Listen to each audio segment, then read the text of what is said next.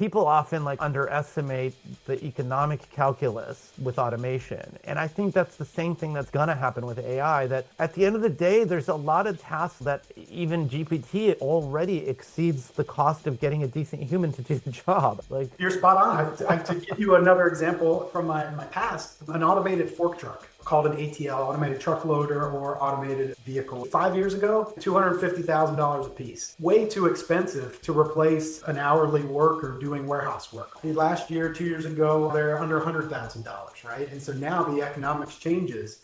Hello, I'm Deep Dhillon, your host, and today on your AI Injection, we'll be diving into the intersection of AI and manufacturing and traceability with Chris Pickett. Chris has an MBA from the Haas School of Business at Berkeley and is the CEO of Mass Group. We'll discuss how Mass Group is modernizing manufacturing, software, and explore AI's potential in the semiconductor and manufacturing industries. Chris, thanks so much for coming on the show. You're welcome, Deep. Great to see you again, and good to be here. Awesome. Well, maybe let's just get started by tell us what a typical customer for you is like, and what do they do without your solution? And what is different with your solution? That's great. So first, a little bit about us, Mass Group. We provide a product called Traceability Made Easy, TME, which is, by the classical definition, a manufacturing execution system, or MES. And so what does our average client look like? They're a discrete manufacturer with 50 to 500 employees. So we're targeting the small to medium business, but very complex needs from a manufacturing perspective. So our largest segment is semiconductor. The second after that is aerospace and defense. And that's kind of where our largest customer sits, as the intersection of semiconductor and aerospace and defense. That's a little bit about our clients and what they're doing without our solution. There's kind of one of three things. Either they haven't really started digital transformation at all, and they're using paper and simplified documents to run their production process, or they have implemented an ERP and started their digital transformation for the business side and high-level macro planning, but they haven't penetrated the shop floor yet, or they're trying to use their ERP for some shop floor management tasks. And that's where we usually see them coming from. They're working off paper and spreadsheets. They're using their ERP for some manufacturing controls, or they have a competing dedicated MES solution. I'm going to jump in here on the acronyms and force you to expand them all and define them. Yeah. Maybe just tell us a couple of sentences about what the ERP approach they're using looks like. Are they actually doing it? What is an ERP? Manufacturer, ERP, it's enterprise resource planning, right? And it's usually the first step a manufacturer takes to bring a big external software product in to help them run their operations. It helps them with their annual planning and their monthly planning, but doesn't go down to the production minute, hour that MES does. And so the enterprise resource planning, yes, that's very important, critical for the business, but usually not suited for running manufacturing operations. So it's like helping them with high-level stuff on the financial front, on the human resources front. Yeah, exactly. And even some inventory management, but it starts to fail when it gets down into the transactional level, I should say operational level of the operation. So you guys are focused mostly on the actual operational floor, like the manufacturing floor. So maybe just walk us through and describe a typical manufacturing floor. Absolutely. What does it look like when you walk in that room? How big is it? What are the machines? How many of them are they? And maybe walk us through and help us set up the problem that these folks face. For sure, absolutely. So I'm going to stick to our kind of client base. So imagine let's say 100 employee manufacturing company, right? Not huge, but also not just getting started. I'm going to explain the manufacturing flow in a logical perspective. The first thing you need to manufacture a good is raw materials that you're going to use to make that good. So all of your raw materials receiving, and when they're brought into the building, they need to be organized and controlled and monitored. That's done by the MES, the inventory management component of the MES. Then you've got to be able to monitor and analyze all of your assets. So all of your equipment is either connected to or monitored by your MES, so you know whether a piece of equipment is running or not. And then you've got all your maintenance of your equipment that you need to plan and execute in a very organized fashion to keep everything running. And those kind of things all add together to make a manufacturing execution system. Now, there's much more than just receiving raw materials, putting them together, and then shipping them out. But that's a simplified view of what it looks like. One of our clients might have 10 or 20 pieces of equipment, say semiconductor equipment, that a process is going through. Traceability Made Easy, our product tracks every step of every process and every quality characteristic of the product so that all the decisions can be made by the leadership team on what to do on the shop floor. Okay, so maybe we'll walk through one of the semiconductor manufacturing scenarios just to make it really crisp and visual for folks that are listening. And for me, I like to be able to imagine stuff. So what's exactly are the raw materials that enter the room? And then what exactly are the machines? Maybe walk us through the configuration scenario, like, because that would probably help us understand what it is that you're setting up to interact with and trace. I think it would be fun to walk through like the raw material floating through the system, and then we'll call out all the AI issues along the way. A semiconductor, it's funny because they've got one of the more simpler raw material needs you could have as a manufacturer. It's different in every industry, but their number one raw material is the wafer. And let's just say it's a 300 millimeter wafer, which is the largest industry standard that's used now. They're putting that in at the front of the process and starting. Wait, just a second. I want to stop you. Describe what a wafer is. What's it made out of? Generally, wafers are made out of silicon because it's a semiconductor, and that's what most chips are made out of. These days, we actually have quite a lot of clients that are using quartz wafers, which are glass. Okay. And they're used for different applications for making optical materials, optical, computers or other devices. So it's either a quartz wafer or a silicon wafer. And they look very plain, just that material. And they're going to go through a number of machines that do all these semiconductor processing steps, starting with chemical vapor deposition, for example, where you deposit chemicals onto the wafer. Then you create a photomask where you put incident light onto the wafer and create a pattern with the light, which then changes the properties of that chemical and allows you to remove where the light hit and not where the light didn't hit. And so these are all complex processes. One machine. And the whole point is you're actually constructing the core of the chip. All the Boolean operators, all that stuff is represented in this process and executed against the wafer. Yeah. It really is. Now that you mention it, it's like additive manufacturing before real additive manufacturing came along, because you're building this wafer up layer by layer. And you do this on a big 300 millimeter wafer. At the end, you cut it up into all the chips, right? And one wafer can become hundreds and hundreds of chips. That wafer had a certain quality characteristic at the end that can be measured, and it impacts how much yield they get of chips out of that big wafer at the start of the process. Awesome. So I'm going to stop you here because I really want to understand this process. So at this point, in comes a stack of wafers. And then what exactly does your system do so far? Like up until the wafers have entered the office, like you've configured maybe who's sending you the wafers, what type they are, size, dimensions, attributes of them. And then do you know when one's been picked off and put onto I'm envisioning a conveyor belt of sorts? We can do the purchase order right from the beginning to purchase the materials, know when they're coming in, receive them, store the supplier, the batch number, the lot, the date, expiration date, other quality characteristics that might come with it. Then you know that you have the material you need for the production before you do it. Then when you start the production, the first thing you do is consume the wafer in our system. That wafer is now going into a production process. The tools are building the layers on top of that wafer to create. Okay, I'm gonna stop you for a moment because I want to understand this too. So how does your system know that a wafer went from a pile to being on the conveyor belt and moving? Do you have cameras? Is somebody staying in a terminal and entering it in? Like everything from somebody entering it in to a API or web service to connect directly to the machine. You have things like recipes as well, communication back and forth between the machine to tell the machine what to do, what process to run on that wafer itself. So your system can interface at the machine level. Each machine has a varying levels of interrogation, like That's correct. Information you can interrogate. In some of the machines, you control them, so your system can integrate at that level too, it sounds like. Yeah, we have fully automated customers where the system really does everything. And then we have very manual customers where they still have their team members putting in the data and telling the machine to start, et cetera.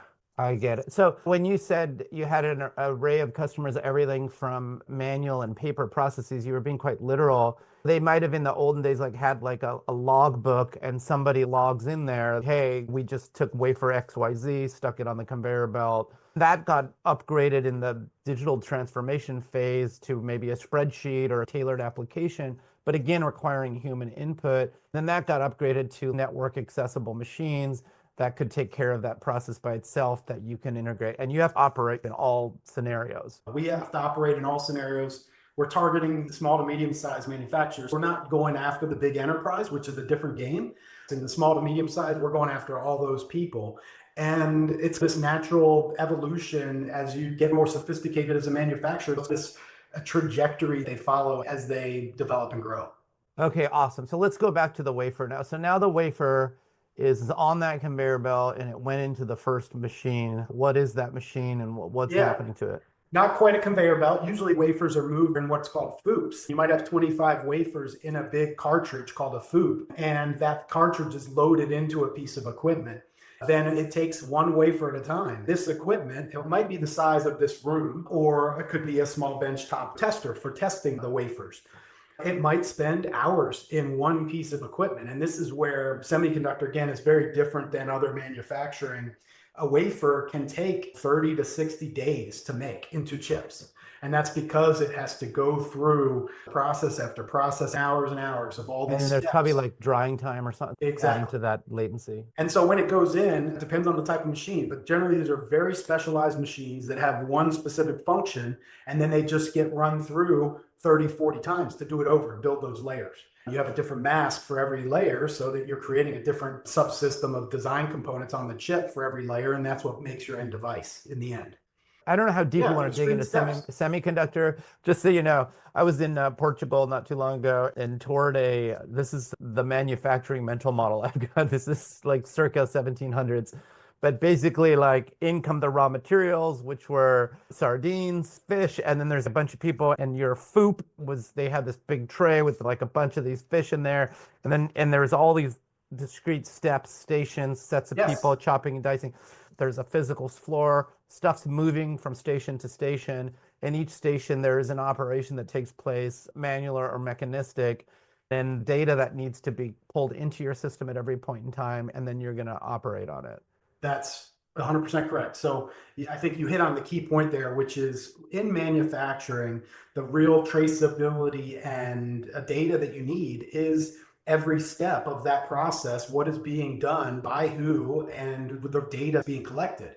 In MES, we are tracking every single step, and that's all of their data to be used at another time for decisions on the product, for understanding what happened. Why was yield higher or lower? Why was throughput higher or lower? And making sense of that data can be very challenging, right? Have a ton of data, don't know where to start?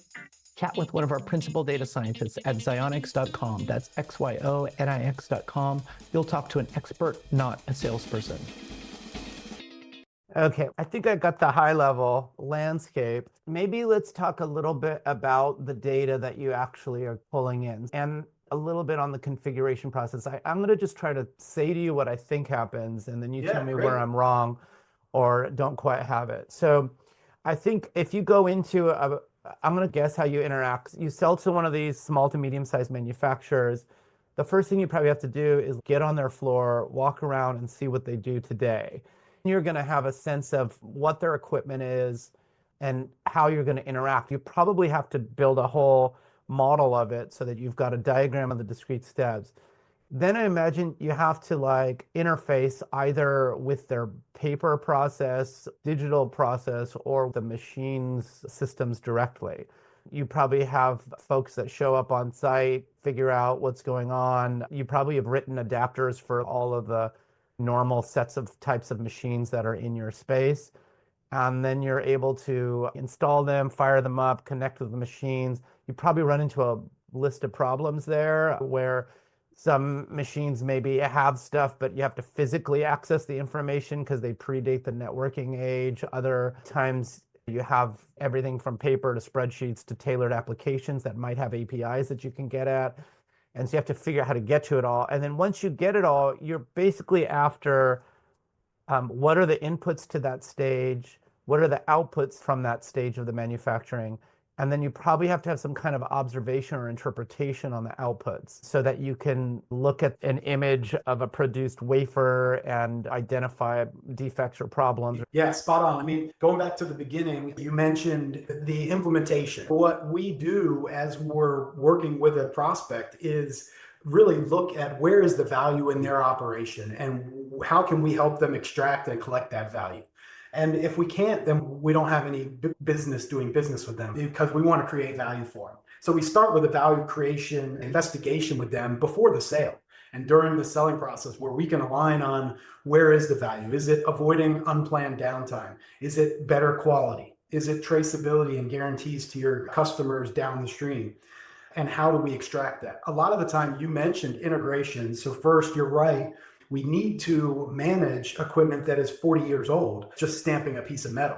What's the data that we want an operator to put in from that? But we also have these $10 million semiconductor piece of equipment that can put out huge quantities of data every second on a huge amount of process characteristics. We've got to live in both those worlds. So we integrate with our own web services, with APIs. We have partners that have platforms for certain types of integrations. We need to deal with typical manufacturers, which usually use a protocol called OPC. There's the Internet of Things technology, MQTT, and the SexGEM interfaces, which is semiconductor equipment. So you have to live in this world with all these interfaces. We do those plans in advance and have that built into the implementation plan.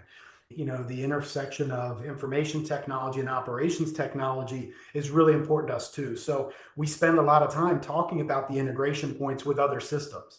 We already talked about the ERP side, and if they already have the high level plan in the ERP and they're creating sales orders in the ERP, we want those to come straight to our MES to simplify the communication, the coordination of the whole floor and the whole company. That needs to be spelled out in the implementation plan that this is a critical integration.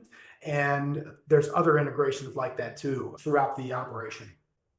So my first thought is there's a lot going on here for a given customer. Like there's a lot of customization that maybe isn't the first time that you're doing it, but it seems like there would be a lot of value in getting good at a particular sector so that you can have already seen the machines they're dealing with or already seen the software and already have adapters for it, as opposed to like having to do the heavy lift of interacting with each of those pieces separately. So can you talk to us a little bit about what's your go-to strategy here? Like you mentioned semiconductors and aerospace and defense. I'm guessing the aerospace and defense is probably where you're doing more of the custom stuff, and the semiconductors is maybe where you can get a little bit of that repeatability.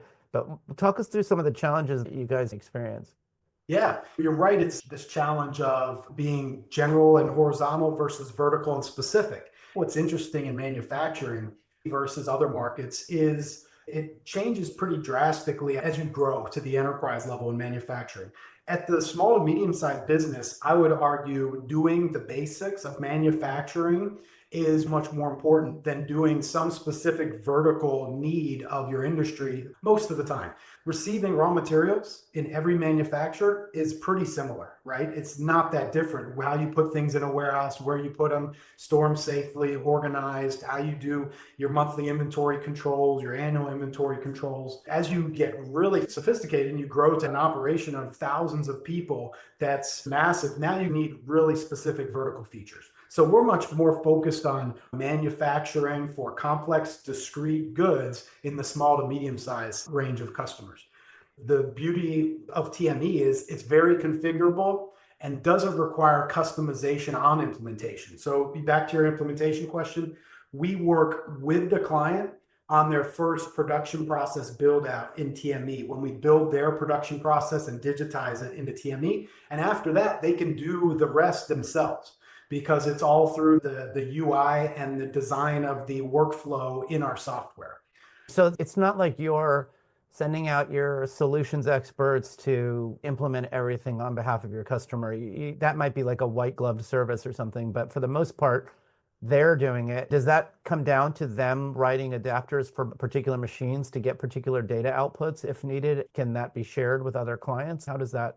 Yeah, integrations is something we need to continue to get better at ourselves. We've been developing new APIs for future integrations. Historically, we've done things one-off based on the piece of equipment, right, and the customer. And to your point, that's not scalable. When we got our partner earlier in this year, Symmetrics on the Sex Gem side, and really all integrations, they make it much easier for us to go in, even with them as a partner, to help with equipment connections. So if we have a big client that wants to integrate 30 pieces of equipment, we're going to bring our partner in because it's such a big lift and shift. Okay, let's start talking AI here. So when these customers come to you, you mentioned that they have like different types of problems, and you're going to try to speak to the key pain point they're having. What's the typical number one thing they have issues with? Is it traceability? Is it trying to optimize throughput and they're just not getting the output they need? Is it that they're tossing away too many stuff and they have too many faults? Is it some combo of all of the above? Ultimately, right there. Ultimately, it seems like they would have to come to you because they're frustrated with the inefficiency of their current process. Yeah, I think the answer is what you said, which is it's a combination of all of the above. And one of our challenges, every prospect that comes to us, a different one is at the top of the list. It's probably going to be one of 3 to 5 things. Their production throughput and how much they're actually producing, they're not satisfied with. They're having quality or traceability issues. They're having too much unplanned downtime and they don't know why their equipment's shutting down. And that's kind of the first 3 I would give. But there's so many underlying issues they could be going after that are all very relevant and can be business defining things. That's what's really cool about MES is we help with everything inside the 4 walls and even outside. But it also makes it hard to connect with that client until you get a little bit into the sale and understand what their needs are. I imagine some of them are coming to you with a really big and time sensitive problem on a particular machine or a particular stage of the process, but you're really after getting their entire process into your system. So there might be some friction where you have to implement a really surgical solution, but you're really after getting them into the full system. Does that happen? Do you sell something like where they say, hey, we don't have traceability in this one system. Can you give us some views into that? And then over time, you start pulling into the adjacent systems or something. One thing we've realized is a competitive advantage of ours is our ability to be used as part of the MES. MES, Manufacturing Execution System, is made up of inventory management, maintenance management, asset and equipment management, and workflow management. The only one of those that you have to have the others for is the workflow management. If you want to do workflow, you got to have the other pieces because that kind of ties them all together. But we have clients already in our customer base, prospects we're talking to that just want inventory management now, or they just want maintenance management now. And that actually allows us to deliver one of our key value propositions, which is we're very scalable with our growing client base. And so if they're at 50 people now and they're like, okay, I got my ERP, I want to do inventory now, but I don't want to do maintenance yet or my workflow and my production process. Let's just do inventory this year. And then let's come back and do maintenance when we go into 2026 or 2025. Got it. I'm going to propose that we take a stage of the manufacturing and then maybe talk about where AI could be used to like help and whether it even makes sense or not. And then we'll move on to the next stage. Does that sound like a reasonable? Okay. Absolutely. So let's start upstream. Raw materials come in, that wafer came in, that's interacting with your inventory system at that point, right? The first thing that comes to mind is assistive types of AI techniques. Whatever that configuration process is, making that quicker and faster feels like maybe some low-hanging fruit. And then maybe some forecasting. Hey, how many wafers are going to be coming in on a time series forecasted basis, like a week out, a month out, or whatever? Am I in the ballpark, or are there totally different things? I would say so far what we found in our investigations, a lot more opportunity for AI help with demand planning on the forecasting side than there is on the plain inventory management side. We have intelligence on inventory management, expiring products, shortages of products, excess products, but I haven't found a lot of good fit for AI on just plain inventory management. Now, when you get into maintenance management, quality management, the production and efficiency of the production process, huge opportunity for AI, absolutely. So when you say demand planning, do you mean models that try to predict based on like economic factors, micro and Yes, macro, how many people are going to want to buy X chips? Therefore, you can kind of know how many wafers you have to order. And maybe I imagine you order more in bulk, you get better rates, all that kind of stuff. Is that what you mean? yeah, so let me go into it. I think it's not that important for our existing clients. I don't know how they could forecast the demand of very specific ordered products, but let me give you a view into my past life. So I worked for Anheuser-Busch InBev, the large global brewer, for many years. Enough years ago now that it's not a competitive thing. We looked at AI for demand planning of how much beer is going to be sold. Let's just use an example. How much Budweiser is going to be sold in a given gas station, down the street. And we found that, yes, using artificial intelligence, you can pick out so many other correlating variables. At the time we did this research, this proof of concept, you could correlate beer sales to how many employees were working in that gas station at that corner. Because if it was more busy time, more people are buying, they're going to have more employees. And Yeah, you it's a good get that proxy data variable. from, Yeah. like economic data from just labor employment. And there was many other factors. Of course, temperature is huge in beer. That's the easiest one. That's been in time series forecasts forever, temperature correlations. But the pattern matching of AI. I imagine seasonality effects are a big deal. However many months before you need a chip to wind up in a Mac to show up under a Christmas tree, in a phone or in a machine or something, Yeah. all that stuff, you rewind in time and that model should be able to latch onto those Exactly. seasonality effects. But where we focus on using AI in TME and researching and moving towards is the quality aspect, maintenance, and the production process. There's so much complexity and data that's hard to connect to root cause. That's where the power of AI can come in. Maybe let's jump into that quality question a little bit, because I know you and I had a conversation, I feel like it was maybe 6 months or a year ago about this, and I thought it was a really fascinating one. But going back to the semiconductor scenario, the wafers in, the chips are getting made. You were talking about some kind of sensor that detects dust particles and other things that can screw up the actual manufactured chips at the way. Can you maybe walk us through how that happens today and how you envision some machine learning or AI happening there? Absolutely. So what you're referring to is our wafer defect mapping feature. And this was, I think at the time I talked to you, I just visited two of our customers with Paul, our CTO. That's what was being asked of us by those customers. The key is at the end of the wafer, when it's done with all of its processing and ready to be cut into chiplets, one of the final steps is to test for foreign material or contamination on the wafer at the end.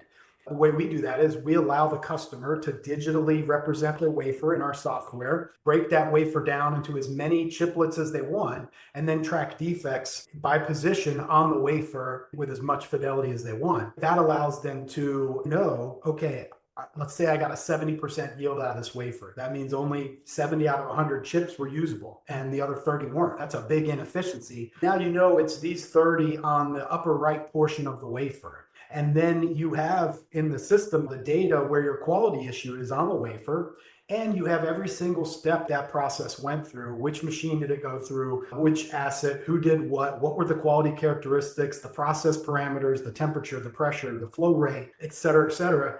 And now, maybe with AI, you can correlate the defects to various steps or problems on the manufacturing floor. And some machine, for example, is like screwing up the wafer in this like physical region of it. And you might not have ever known that because before they would just chop up the chips.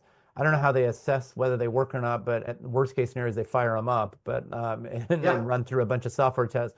But if you find out then that you tossed 30% of the chips, but you don't really know where or why, but if you know now that it's physically happening on this region of all the wafers coming through, you have a central understanding of all of the machines, all of the processes, anything that could potentially implement a wafer spatially, then maybe you can start to build some observability and ultimately fix the machine that's causing the problem, something like that. That's exactly right. So they have the data now on the wafer defects. They just have a hard time making that manual jump, that conclusion, that root cause of what is causing this issue. Because it's not as simple as you make 24 wafers and they all have this issue. No, it's spread out throughout. It's this huge range of continuous data, and making sense of it is the hard part, right? Yeah. That's a tough problem, right? Because from a machine learning standpoint, you have this understanding at the system level, and then you have there's different parts where the machine learning can help out. On the wafer detection, maybe there's like visual aspects of the wafer that are indicative of a problem. So then you could, I guess, start to instrument those kinds of health checks along the way, if to the extent that you know them.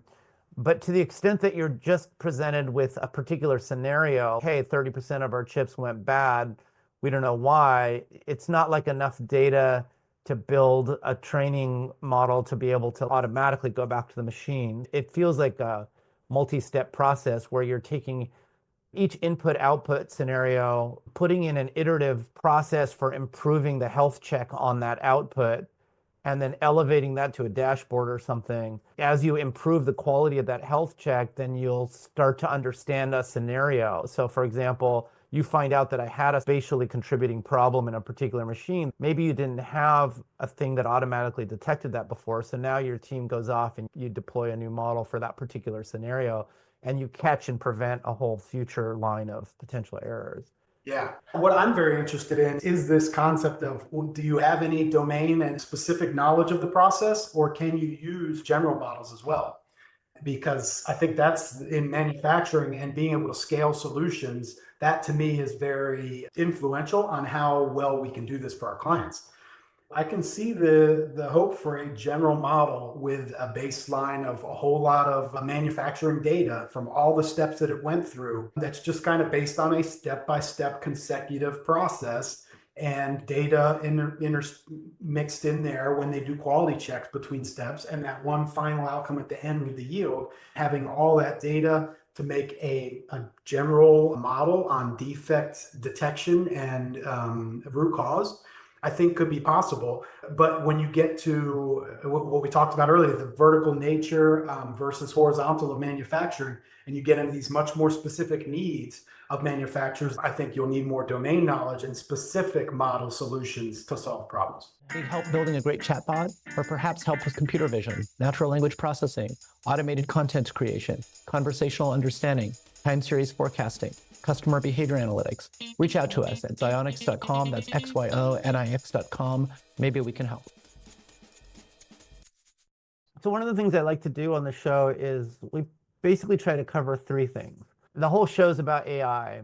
One of the things we like to do is talk about the what. What is it that you guys are building, and what's the role of AI in that process? I think we have some sense of that now. I have a vision in my head of your product. You've got this manufacturing floor, you've configured it. You have varying levels of observability and control depending on the customer, sort of the reality of their machinery on the floor. There's a world where you can improve the detection of health, throughput, all these operational parameters that can also not only be shown back to a visualization dashboard, but can actually be used to like impact and make decisions over time. So that's the what. We also like to go into the how. I think we've definitely covered the how on the configuration side and how you think about the problem, but maybe we can dig in a little bit more on the AI pieces that you're thinking of. And then the final thing that I want to make sure we have time for is the should. There's a narrative out there that like AI is making the world an amazing place, and there's a narrative out there saying AI is destroying the world and we're all going to die Terminator style. We try to just talk about the reality of it. One of the scenarios I like to play through on the should is if everything that you think happens, like all of your dreams are wildly successful, what's the second order effect that can cause problems that you're probably not thinking about? So the example I like to give is Facebook in the early days. They're just trying to get people to talk to each other and to share and like communicate, and there's a lot of excitement in it. They end up being wildly successful. The thing grows like crazy. They have no idea that there's going to be these major social transformations that happen, and ultimately, the suicidal ideation rate amongst 14-year-old girls skyrockets. Or there's a massive massacre in Burma. They make a mild business decision, seemingly mild at the time. Hey, we're just going to deploy globally. Seems like a reasonable thing, but not sitting down to think through. We don't have anyone fluent in Burmese in Myanmar, so we're not going to be able to actually track all these rampant rumors that result in hundreds of thousands of people being murdered. Not saying that anything like that's going to happen here, but what do you think would be wild success for you? And what would be the inevitable ethical issues that might arise as second order effects from that? Yeah. And you're saying success looks like for me as the CEO of Mass Group, or for my... Yeah, let's say Mass Group, let's take it to its end conclusion. You get all the small to medium-sized manufacturers. Everybody's totally instrumented. Everybody's got complete observability into this manufacturing pipeline. Everybody's able to make products that have minimized deficiencies and defects. They're able to maximize their throughput. So the throughput goes up, they're making more stuff. There's a number of things that could potentially already be an issue, right? There's carbon consumption that just went up because you were wildly successful. You can make stuff a lot cheaper, faster, better. But what kinds of things do you see as being more immediate as opposed to more abstract? Yeah. I think if I succeeded, we would make manufacturing software a lot easier. And the manufacturing facility would be a much more unified operation under one umbrella, one kind of tech stack without dispersed systems out there. Unintended consequences. It's funny because this has been a challenge prior to the internet, even with mechanical automation, right? Going back to the Henry Ford days, as automation comes, what are the unintended consequences, or what are the human aspects of that, and things that can't be foreseen? And I think some of that will continue with AI and manufacturing. Automation was pretty much widely loved by Teamsters and managers alike for improving safety and reducing wear and tear on bodies. And I think AI, where it can help with quality or safety or other things like that, all good consequences. One area where I have a specific example, it wasn't with AI, but it was with automation and technology, that you've got to be careful of unintended consequences. I didn't see this coming, and implemented a project in a manufacturing facility, improving warehouse telemetry of fork trucks. This was a project to minimize the amount of time a fork truck operator moves without something on their fork truck. So anytime you're moving a fork truck without something on it, it's wasted travel, right?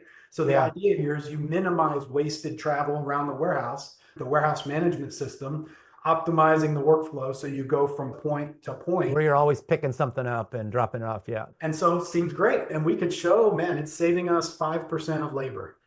What's the problem with that? The problem and the unintended consequence here was you took somebody that had a job, a responsibility, a purpose every day when they came in, and now their purpose became, I just do what the machine tells me, and I don't care about the quality impacts or the customer service impacts of what I do. Not that I don't care, because they're good people. They always cared, but they couldn't control it. Well, you just put a really big piece of cheese in front of them and tried to put them into the algorithm, so they have to chase their cheese. It's the same thing that happens with the Amazon truck workers. They're in that thing. That's why they're driving down the street faster. That's why they're peeing in water bottles in their trucks. It's because of this is what happens.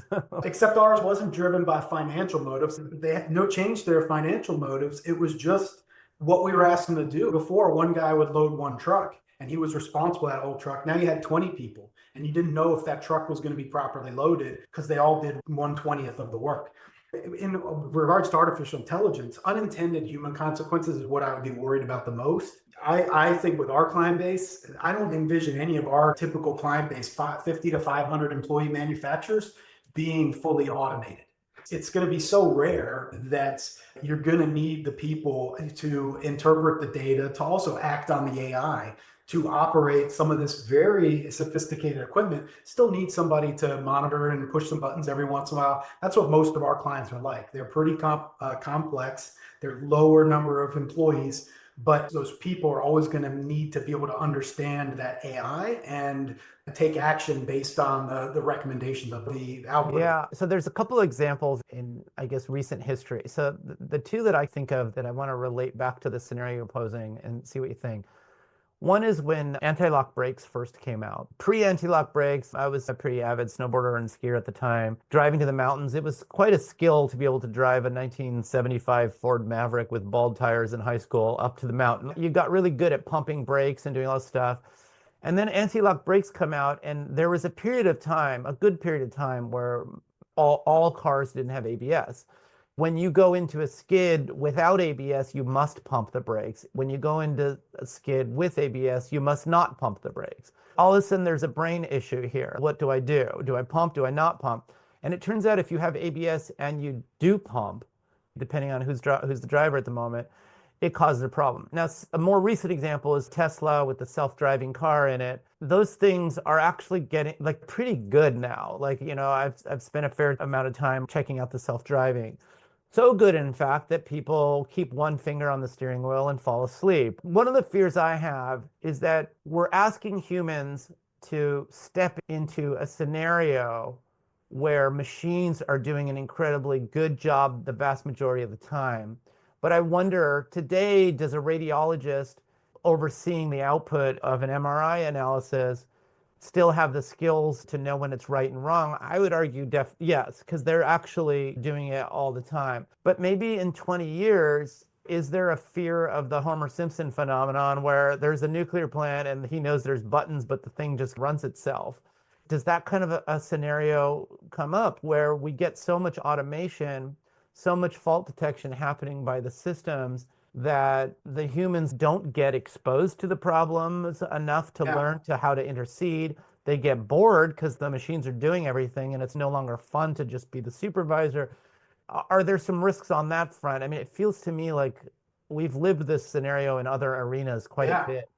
The first one I'll come back to is another anecdote from my past that was similar. We developed the capability at some point, many years ago at this point, to be able to remote into manufacturing equipment. An engineer can start a piece of equipment from their house. And the operators, understandably, were like, wait, that's not safe. I could have my hand in the piece of equipment and they can't start it from home. That's not safe, right? And it took time to go through business processes and policies and procedures to set things in place where you feel comfortable operating in that environment. But the same concern would arise for an AI controlling a piece of equipment is, at what point do you have the kill switch that says it can't do something? There's something huge in manufacturing called lockout tagout. When you work on a piece of equipment, you actually physically lock it out with a lock, you disconnect it from power. And that's kind of one of those kill switches physically that you have. But do you take the same mindset with, say, a quality parameter? If our quality, let's say it's a valve for your heart, right, is being made. And below this certain quality characteristic, it just doesn't work anymore and patients will die. How do you have that built as a hard limit that AI could never violate versus some other quality characteristic that may have some area where you can fluctuate around a parameter and be okay? So I think there's always gray area in manufacturing, in quality, in production, and a range of results, and interpreting those could get dangerous with AI, where you need that last common sense checkpoint decision. No, you're more the AI guru than I am. Maybe you can say, hey, AI should be as good at common sense as a human should. I think like people who aren't spending a lot of time in the kind of commercial sector, a lot of folks have this sort of negative, like when stuff goes wrong. I don't know if you've seen this, but I've noticed that when something goes wrong, a self-driving car accidentally kills somebody, or an Alexa starts recording people's conversations and accidentally replies to everybody in their email list. I think there's a societal and maybe news-driven tendency to assume malicious intent. Yeah. I've been working in the private sector 30 years. I've honestly never witnessed a malicious intent scenario. Right. But I have witnessed scenarios that are so complex, where there's a lot of stuff going on, that the processes to make decisions didn't always account for deep thought in potential scenarios that could go awry. and integration into those processes. This is why I think a lot of people go to these weird doom scenarios with AI, like because it's very Hollywood, right? You're making a 2-hour movie. Do you really want to get into like, well, there's this competing bureaucratic processes, there's like a lot of people, and like sometimes something just slips through the crack. That's not a very good plot line for a Hollywood movie.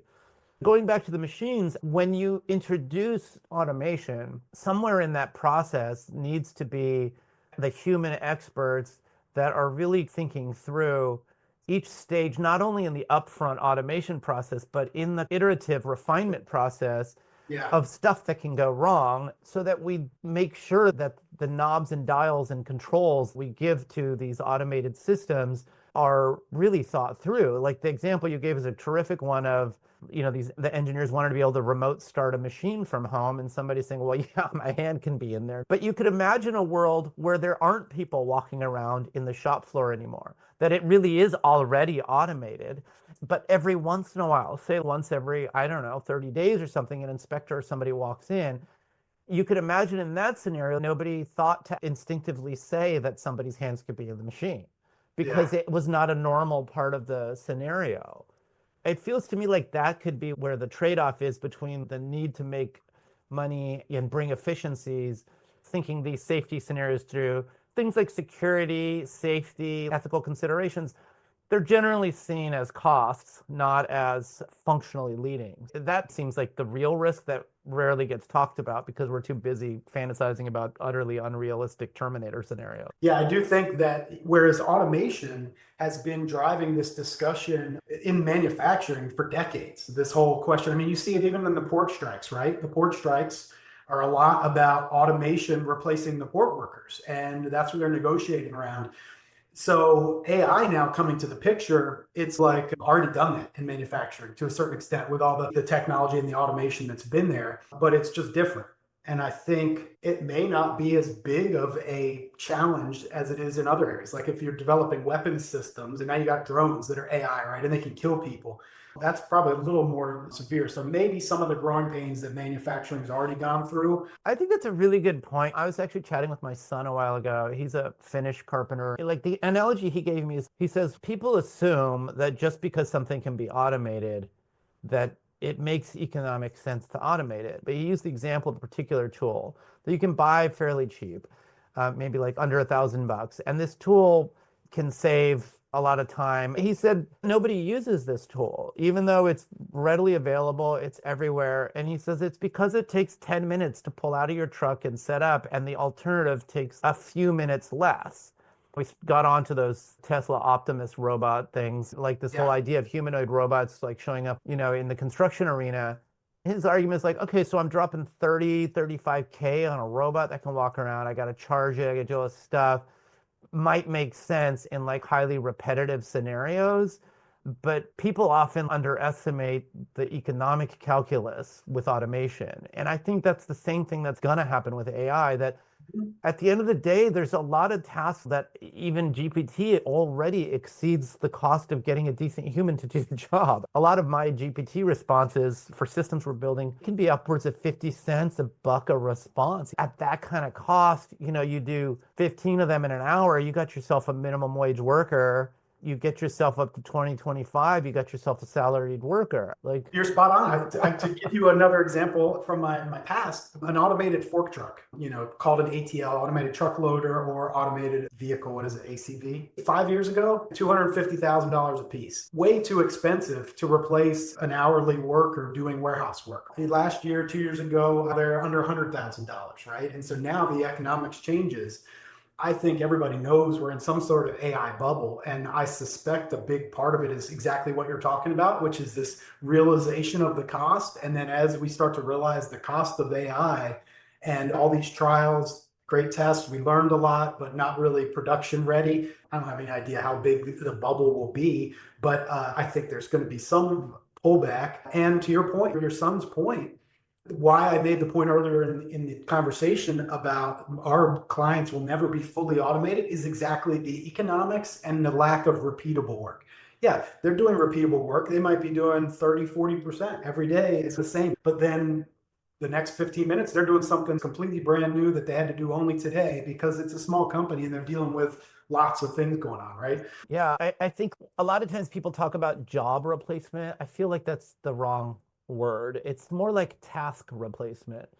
As you start replacing easily repeatable tasks, like well-defined ones, then people kind of walk up the stack. Like one of the examples I use is we built a system to automatically detect heartbeat anomalies from audio signals. This is something cardiologists do, but physicians and cardiologists do a lot of things, right? Yes. They don't just sit down with a stethoscope, stick it against your heart and get a diagnosis. It turned out that really wasn't, even though we could do it better, faster, cheaper than cardiologists who cost an insane amount of money, it still wasn't an obvious sell. That's amazing, right?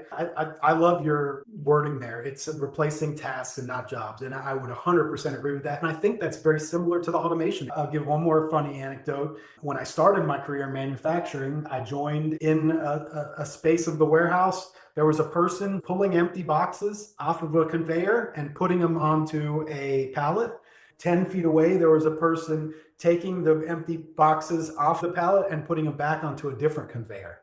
Within a year, both of those tasks were replaced by a big storage machine that would automatically do that. Yeah. But all the other positions in the brewery remained, and automation slowly eliminated tasks. You went from a production line having 10 people to having 9, and then 8, and then 7. So I think we're going to see the same with AI. It's going to bring efficiencies, productivity, absolutely. It's just hard to find those jobs you can replace entirely. That's the low-hanging fruit that's already being captured, right?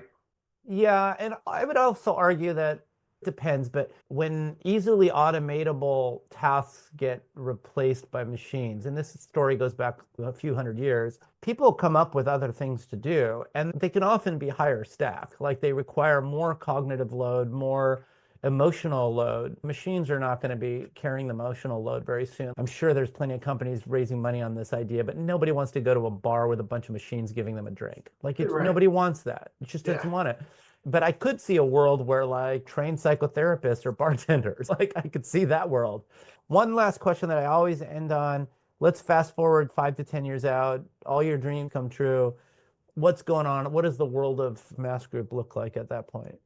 It's a world where, like I said, we are making manufacturing software easy, and we're making people's digital transformation effortless, allowing them to make the United States the global leader in manufacturing again, right? We know it's national security these days, and Mass Group just wants to be a part of that, helping the U.S. reclaim its rightful throne in the manufacturing kingdom. Thanks so much for coming on, Chris. This has been an awesome conversation. Thanks a ton for coming on.